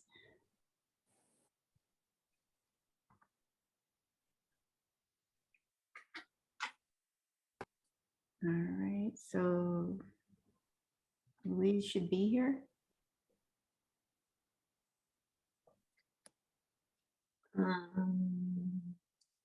There she is.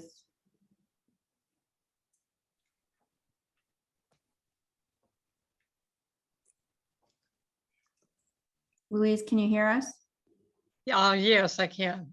All right, did you have something to say? Yes, okay, so I want to be clear. They will be meeting with Conservation Commission with the the August 12th plan. Is that correct? Or no? Through the chair, that is correct. Okay. All right. I had a question about the landscaping. Yep. Are you using native plants? We are. You are, okay, yeah, because that does affect the, particularly the birds when you start using non-native plants. Absolutely. And the last question I have is, because we have a lot of snow in the winter, would you be using salt on the access road? I would defer to Kathy on that. Kathy, what do you typically do?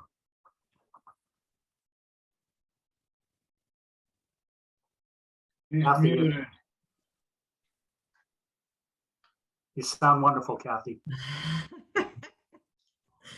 I think that there is a salt sand mixture that they use, when they plowed, similar to what the towns do. But I'd have to, defer to find out. I mean, I can get the answer, so I have that for the conservation meeting. I have a question for Louise. Do you feel as though, is the Conservation Commission going to do any voting at its next meeting on this plan?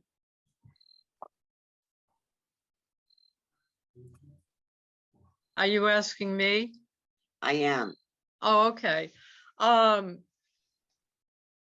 think that we probably would accept the plan, given that they have put in most of the things that we have talked about. But I think it's, up to, I wouldn't want to say yes, definitely we wouldn't. Okay. So just for clarification, Madam Chair, the vote that you're looking for from the Conservation Commission is, so we're going to be filing, and please bear with me. We'll be filing a notice of intent, Louise, with the commission. Right. And you will be voting on that. Is that the vote we're talking about? Yes. Okay, I'm sorry. Okay, and we could we would be writing an order of conditions. Yep, agreed. Right. Okay. Through the chair, if I could, Louise, when do you folks meet again? We are meeting next Wednesday, the 21st at 7 o'clock, and it's an in-person meeting. Okay, and you folks meet twice a month? Twice a month, first and great. third. Great, terrific. So Madam Okay. Chair, as I said, Right. this could work out very well, that by the time we file next week, so we're not going to make that meeting, we will meet, be able to meet, if the commission has room on their agenda, so what was the date, the next available date after next week, September Louise? 21st and October 4th, I think it is. It's the first Wednesday. All right, so we'll be meeting the third Wednesday, which is the 21st, and then the first Wednesday in October. Perfect, thank you. So Okay. Madam Chair, I'm sorry. Right, it has to be posted in, right. Yeah. And do you use the Worcester Telegram or the item? For this one, I believe, Madam Chair, I believe we used the Telegram. The what? Telegram? The Telegram, okay, yeah, because the item, has very restricted. I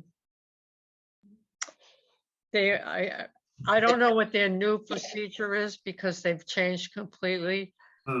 I don't know when you'd have to have it posted in the item in order to be in time for our meeting. Yeah, the telegram has changed too, that they used to be next day, but now they're 3 days out, so they're Yep. not. Right. And they're down to 8 pages and not Wow. much in the paper, to be honest Wow. with you. Wow. Right, so the telegram is definitely the best option. Yep. Well, make note of that. Mhm. If I could, Amy, our counsel, do you have any questions? Yes, Madam Chair, I have quite a few, if that's okay. Please go ahead. So, I'm very confused about the applicant. So the host community agreement signed by the Board of Selectmen was addressed to, or was made with, I think it's called Candle. It's CANNDLE. So I did a corporation's search of them, and Kane Trust is nowhere part of that corporation.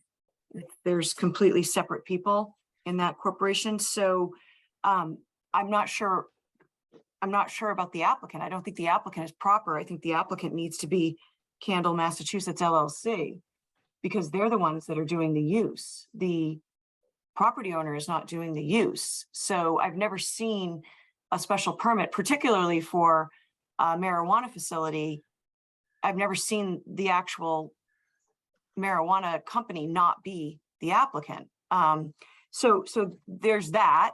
I've seen it where the marijuana company is the applicant, and the obviously the property owner will sign on to the application, which I think is, that's fine.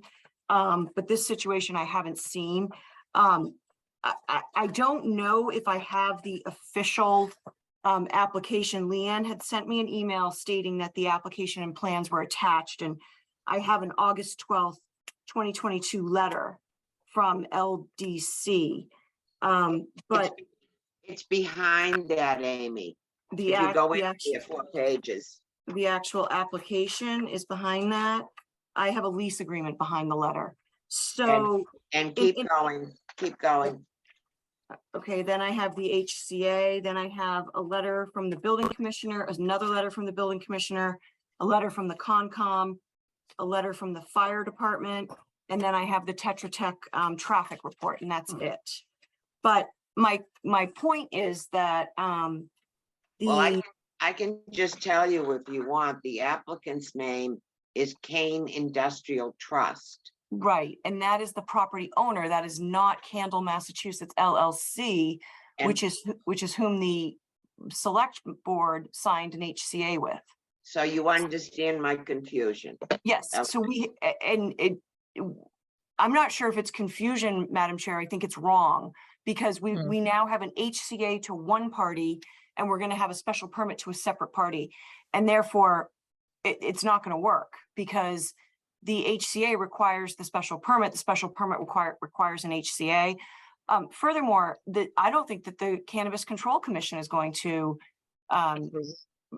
agree with a special permit to somebody not the company. Furthermore, there's under the bylaw, under your zoning bylaw 585, section 585, there's a few things, that are required, which is copies of all the required provisional licenses or certificates of registration issued to the applicant by the CCC. I don't see any of those. I do not see a letter from the town of Berlin police chief or designee acknowledging receipt of the basically the security plan. I don't see anywhere outlining the planned practices for energy, water, waste disposal.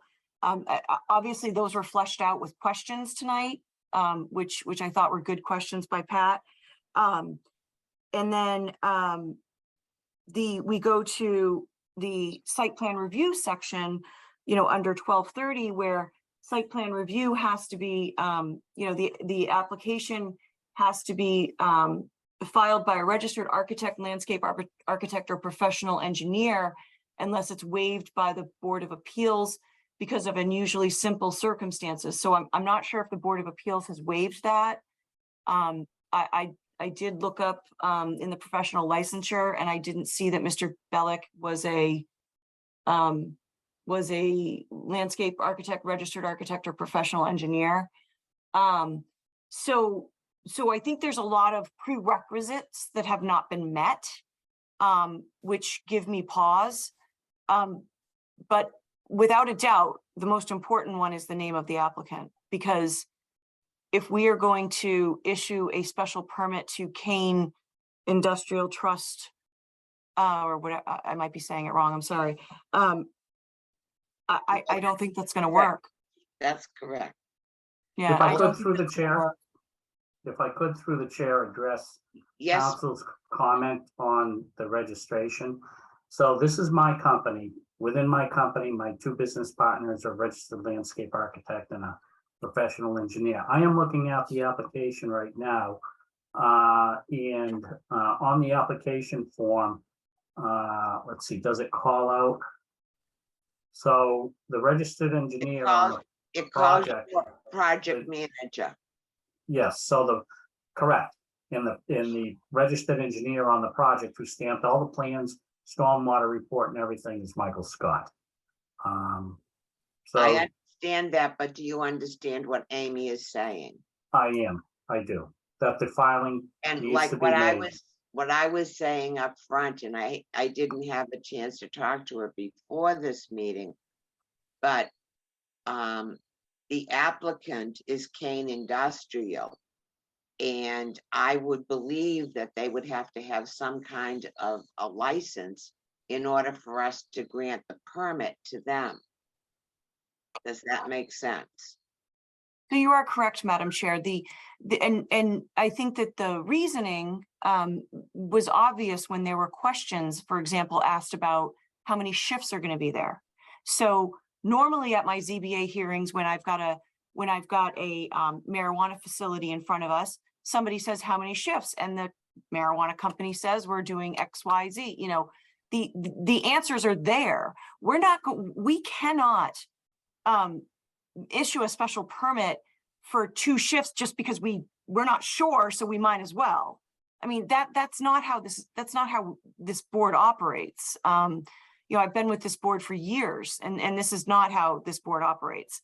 You know, there are specific asks and there are specific approvals that, you know, this board doesn't just say, we're going to leave this open-ended because we don't know the answer because the applicant is the wrong applicant. So while I appreciate the presentation, I thought it was extremely detailed and gave us, you know, without a doubt, there's no question with regard to the engineering, but a special permit is more than just the engineering aspect of the site. It's also for the use. So this special permit is for the use as a cultivation and product manufacturing facility. So therefore, the board needs to know the hours of operation that they're looking for. They need to know, are there 2 shifts? What time are the 2 shifts? How many people are on each shift? Because they are asking for a reduction in parking. Will that be acceptable? We also need to know about the interior of the building. We need to know normally when I'm at these marijuana facility hearings, normally we are given a floor plan where it basically shows that you walk in and you walk into a secured lobby. You cannot then go anywhere else. Everything is locked, and they show you that there's this small, tiny kind of vestibule as the lobby. And from there, no one gets by unless they are properly, keyed and badged, et cetera. So we don't know any of that. We don't know, with regard to the loading dock, with regard to, the rear entrances, will staff come in? What door is staff coming in? These are all things that the police department needs to know, but also the board needs to know because that affects traffic circulation on the site. you know, things like that, like the loading dock, that, you know, how many deliveries are you going to get a day at this facility? I have one, cultivation and product manufacturing, where it's twice, I think it's twice a week. You know, I have one where it's 4 times a day. I mean, it just depends. So they're all different. The size of this building is quite large. So, you know, it'd be nice to know what kind of deliveries they're looking at. How much canopy, you know, what kind of canopy are they looking at? How much square feet of canopy are they looking for? You know, these are all things. What about odor control? What is the odor control going to be? Filtration, yeah. So there's a lot that we need, and we're only going to get that from the company, not the landlord and not the engineer that the landlord hired. We need information from the company. We also need, I mean, in any event, we need some kind of approval for the landlord to be, I just don't even know if the approval would work, actually. Even if the company signed off and said, yes, the landlord can apply for a special permit, I still don't think it's proper. Okay, what do we have as a resolution for this? I would like, if through the chair, I'd like, Kathy, would you be, my thought is if council could get us the list. I mean, she's rattled off quite a bit. I've got writer's cramp here. But if we could have, Madam Chair, if we could have council get us the list of information that she has just listed, and anything that she feels is absent from the application, we would look to address that. Well, I'm most concerned, and I'm sure council is too, as to adding as the petitioner, the cannabis company. If I may speak for a second, Is that you, Pat? I can't see you. No, Kathy, someone else. Is that Kathy? Perhaps if the screen share was taken down. Yep.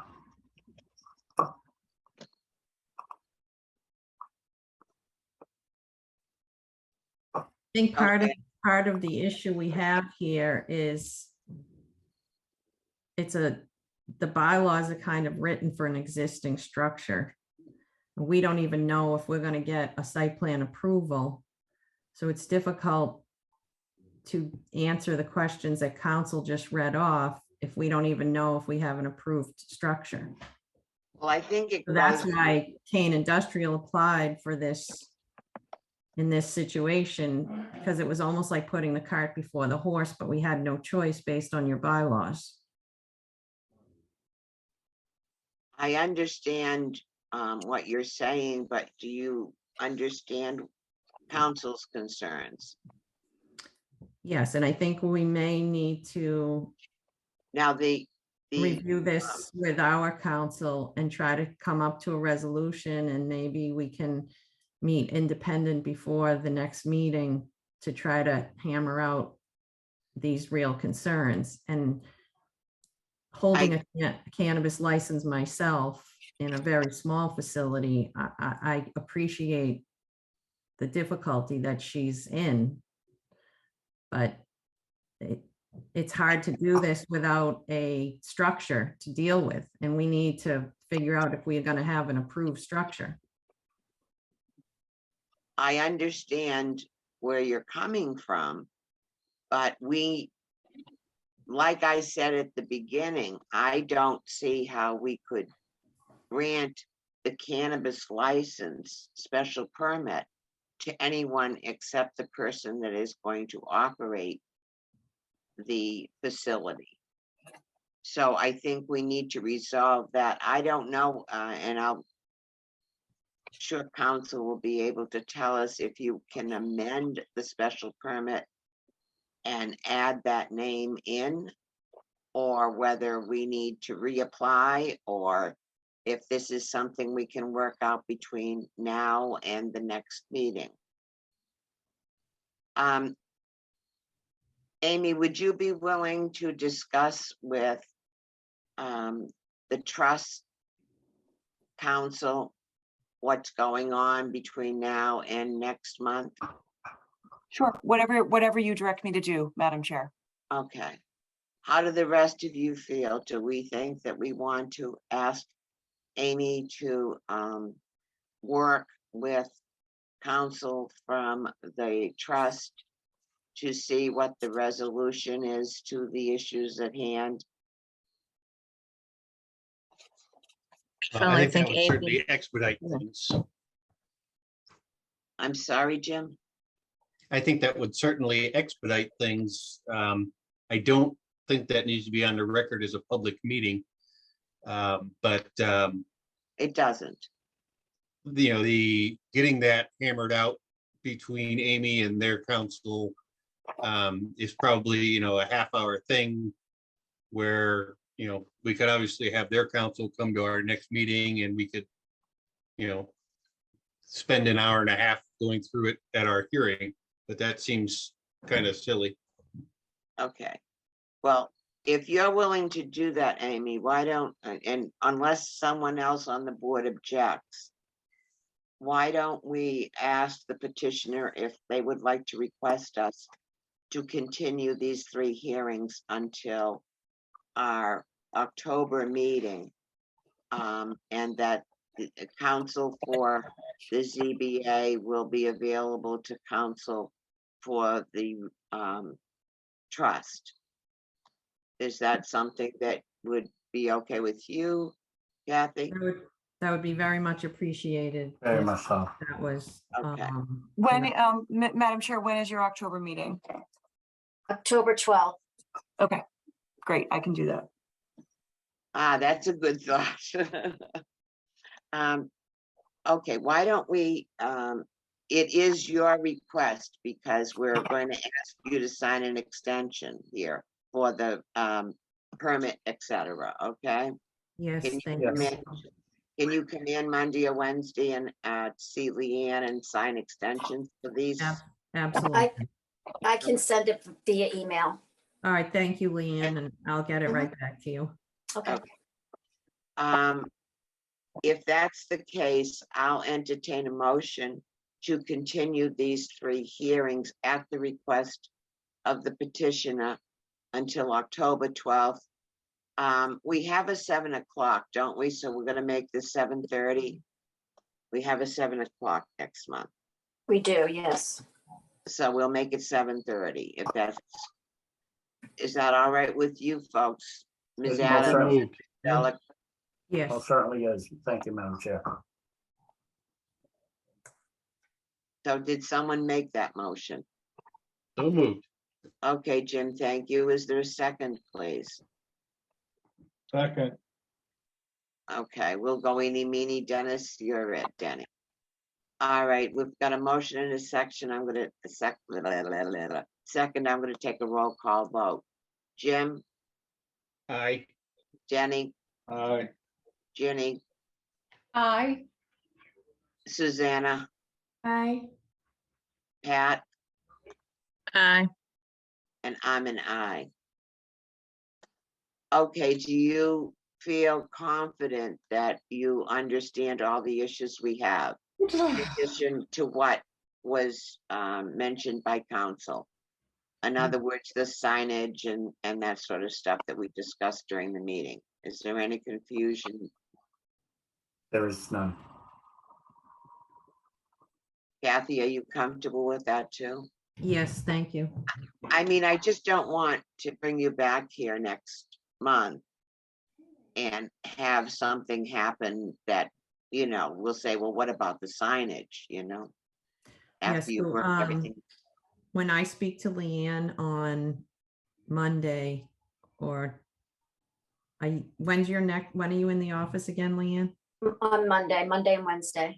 Monday and Wednesday, so I could get information on how our council could get in touch with us, Amy, as counsel for ZBA. Yeah. I Amy, can- do you have any objection to us sending your email address to Ms. Adams? I do not. Okay, Leanne, could you please send to Ms. Adams the email address for Amy? I will do that. Okay, but I just, we discussed some other things. It would probably make us more comfortable. In the meantime, you're gonna be meeting. You should have resolved your DEP issues and met with conservation again by then, correct? That's correct. So perhaps, Louise, you could see if they could write a note and let us know the outcome of that. Would you please? Okay. Okay, and you've got provisional approval from the Board of Health, is that it? So basically, yeah, so all we have to do is file the application. And they'll approve, they will, I'm sure they're going to approve it. Can't see them denying a system less than 2,000 gallons per day. But we will. I understand that, but we're required to have a letter from them. Not So- saying that they approve it, but saying, the letters in the past say that it's an acceptable system to you, to them, that this is what is required for the building that you're building. Yeah, so Madam Chair, they sent an email to that effect to you folks. Does anybody have the email that was sent from the Board of Health? Was it- Andy, as I remember, it was less than what we may have needed.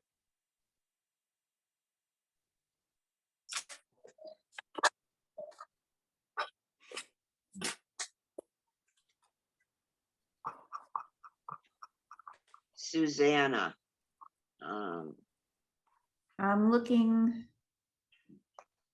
If you'd like, Madam Chair, I can read it for you. I have it. It was a part of the filing. Or we could do a screen share again. We trust you to read it to us. Okay. So letter, email from the Board of Health to the ZBA, copying myself and the building inspector on August 9th. Dear board members, the Board of Health met with Wayne Bellick of Land Design Collaborative on 8/2/2022 Board of Health meeting room to discuss the above referenced property. Based on the discussion, is the opinion of the board that the site is capable of complying with the applicable regulations. Understanding the following information is pending. Department of Environmental Protection approval of the public water supply well, which Kathy, you already have that approval. Yes. Septic system design plan meeting current state and local regulations. That's what I stated would get to them. Nitrogen treatment will be required for a septic system if the daily design flow exceeds 2,000 gallons per day in the leaching areas located within the IWPA of the public water supply well. Please contact the board with any questions.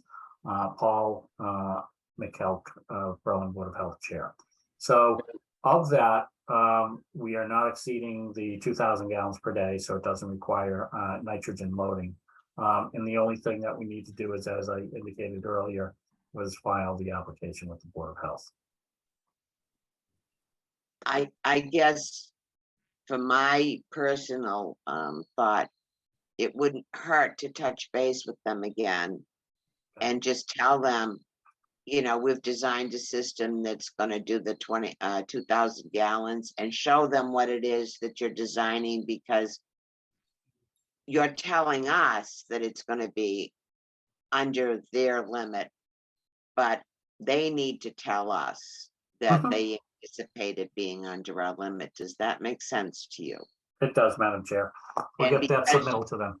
Because you have this time in between, rather than having that be a question at the next meeting, let's see if we can resolve it between now and then. Much appreciated. Thank you. Amy, do you have anything else that you'd like to mention at this time? No, I think I've said enough. Lynn, I did find the email that he just wrote, and it went out to us on August 9. And it doesn't actually, the exact wording isn't an approval. It's just that the site is capable of complying. So we will need something more definitive from the Well, board. Yes, they need to show them the system that they're designing, and then they say that, yes, this system is what we can live with. Now, that doesn't mean it's gonna work when they build it, but it means that conceptually that they are under the two, I mean, the thing that bothered me, and now that he read it, that was the 2,000. Well, we don't know if it's under 2,000. I mean, I'm sorry, I think you've been very forthcoming, Mr. Bellick, but you know, for us, I understand, Madam Chair. we need something that we can put our teeth into. Sure, I get it. And look to 48, section 10 for the parking.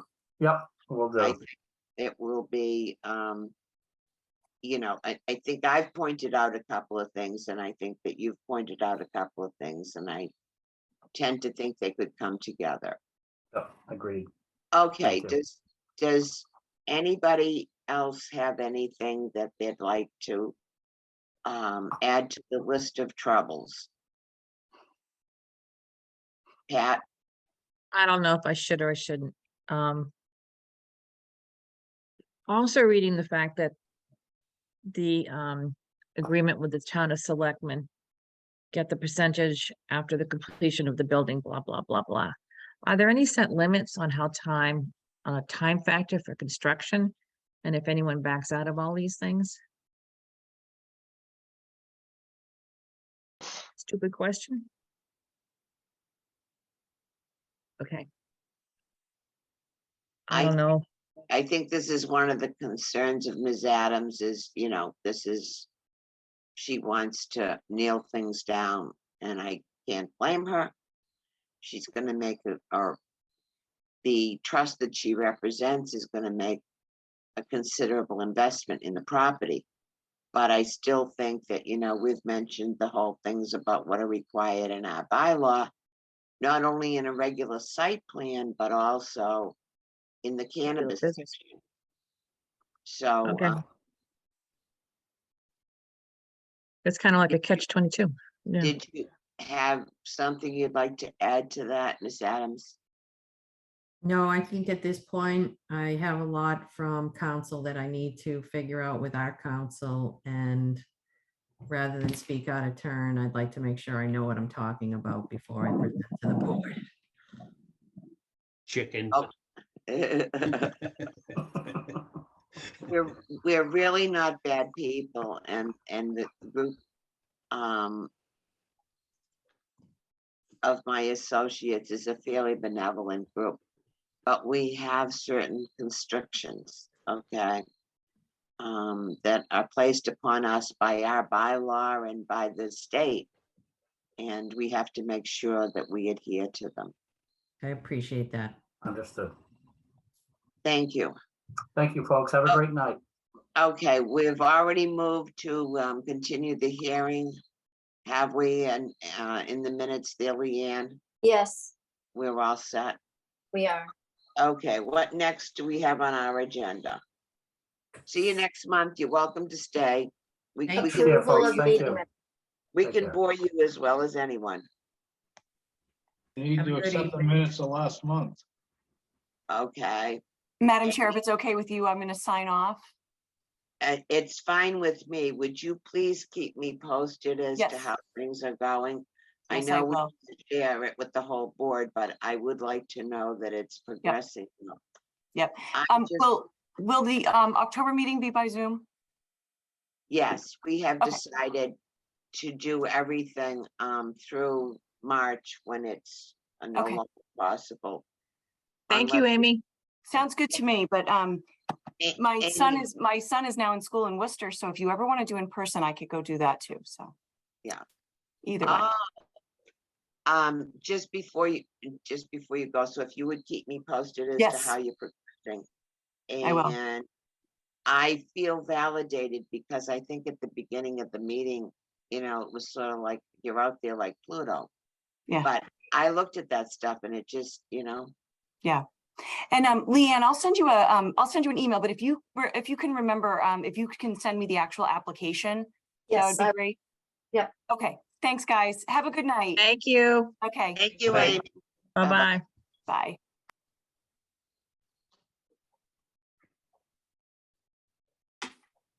Okay, we have minutes and then minutes of the August meeting. Yes, August 10th. Someone care to make a motion, please? Motion to approve the minutes of the August 10th meeting? Is there a second? I'll second. Okay, any further discussion? Jim, vote, I'm abstaining. I was not at the you weren't meeting. present, okay. Denny, Aye. Ginny, Aye. Susanna, Aye. yeah, Aye. and I'm an aye. Okay, what's next on the agenda? Unfortunately, I don't have the agenda right in front of me. Sign warrants. Okay, do you have anything for us, Danny? No, not at this time. Okay, Communications received. I'm just wondering, we're expected to get another petition. Yes. Uh, Yes, for 2263 West Street, the Flat Penny Restaurant for a special permit. I totally expect that they got it filed with Eloise by 9 o'clock. and what is this, a special permit or what? The special permit, yeah, Or what? for, I got Richard's letter here. I Well, believe Rich was the- just here, the did he? concrete Yeah. pad. I think he's still here, but I've got a copy of his letter. It's section 1130 of the bylaw for a special permit. Because it is a pre-existing non-conforming structure. And it does not meet the current rear yard setback. That's all? Yep,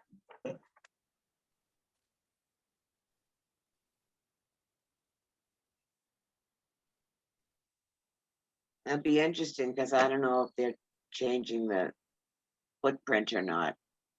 We'll have- I believe what they have to do is they have to pour a larger concrete pad for the cooler refrigerator out there.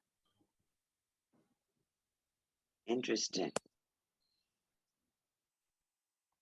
You all got a copy of the changes to the bylaw that took effect to September 1st, correct? Yes. And I want to publicly thank Susanna because she did a great deal of that. So thank you, Susanna. You're Thank you. welcome. Group effort, but thank you. Well, I think we've worked fairly well with the planning board. I think they've been receptive and Susanna has represented us well. I oftentimes have school committee like I did last night. You didn't happen to go to their meeting. Did they have a meeting last night, Susanna? I did not go, sorry. All right, so, we'll put that on. What I'm gonna do is, even though I think we're gonna go more than half an hour with our cannabis friends at 7:30, we've got the, sign at BMS. Then we'll have the cannabis. And then I'm assuming at 8 o'clock, I'm gonna schedule the Flat Penny if they filed in time tonight. So we're gonna have a busy October. Is everyone still on board? I've asked you this before, but you're still on board with doing remote, correct?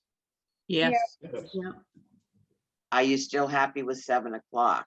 Do you want to make it earlier? No. 7's 7 good. o'clock is good. Seven's good. Okay. Anything else? Just next meeting, is that all? So is there anyone that's not going to be able to be here for our next meeting?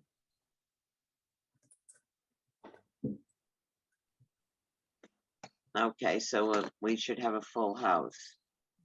What, I what's wanna- the date again? It's after October 4th, correct? October 12th. Well, Okay, yep, I don't have a conflict, no problem. And Louise, thank you for being present at our meeting.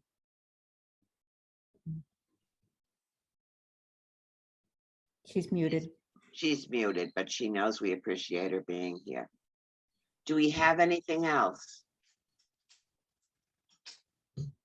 If not, I'll call for a vote to adjourn at 9:15 or whatever it is. So move. I'll make a motion, we adjourn. Second. Okay. Roll call, Jim, All right, Jenny, Aye. Ginny, Aye. Susanna, I. Pat, Aye. and I'm an I.